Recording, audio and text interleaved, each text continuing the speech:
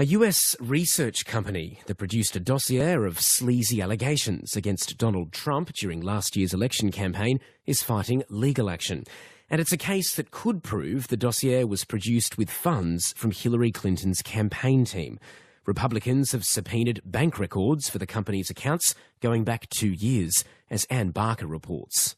At the height of last year's presidential campaign, a so-called dossier came to light that contained pages of explosive allegations against Donald Trump and his connections with Russia.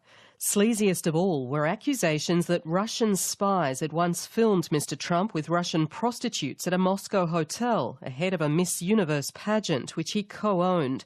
Days before Mr. Trump's inauguration, the Russian President Vladimir Putin attacked the dossier as fake, saying Russian spies had better things to do than chase rich American businessmen to catch them in compromising situations.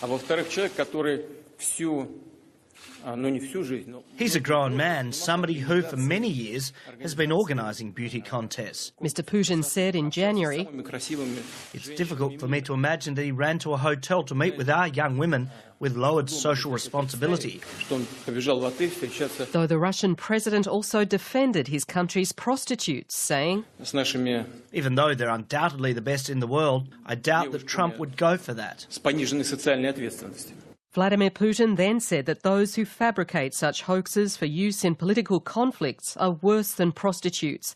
But now it's emerged it was Hillary Clinton's campaign team and the Democratic National Committee that helped fund the research company Fusion GPS that produced the dossier. President Trump says the reports, revealed in today's Washington Post, are disgraceful. Well, I think it's very sad what they've done with this fake dossier. It was made up, and I understand they paid a tremendous amount of money, and Hillary Clinton always denied it. The Democrats always denied it. And now only because it's going to come out in a court case, they said, yes, they did it, they admitted it, and they're embarrassed by it. President Trump denies the dossier's allegations, and he's repeatedly dismissed as a witch hunt investigations into links between his campaign team and Russia. But Adam Entis, a reporter at the Washington Post, says some of the dossier's allegations appear to stand up. Some of the information has been shown to be accurate. Some of it has not been corroborated. Some of it may never be corroborated. So the Republicans are going to be able to point to this and say this is evidence that this was a political effort to undermine Trump.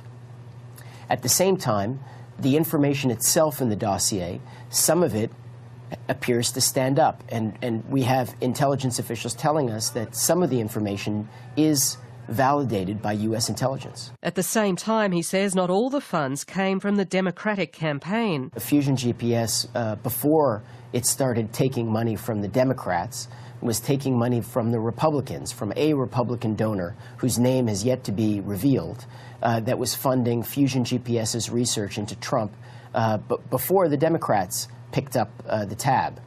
So that's an indication, both sides do this to each other. The research company is now the subject of a court challenge brought by Republicans on a Congressional Intelligence Committee who are trying to subpoena its bank records for the past 2 years. In retaliation, Fusion GPS is suing the bank and has sought an injunction ordering the bank not to comply with the subpoena. It's all added to a fiery week for President Trump, who's still dealing with an outburst of infighting among Republican senators. He's lashed out at Senators Bob Corker and Jeff Flake, who've heaped criticism on the president over his leadership behaviour. Senator Flake, in announcing his retirement, has warned other Republicans may follow his lead. But President Trump says both men are stepping down because they had no chance of being re-elected. Anne Barker reporting.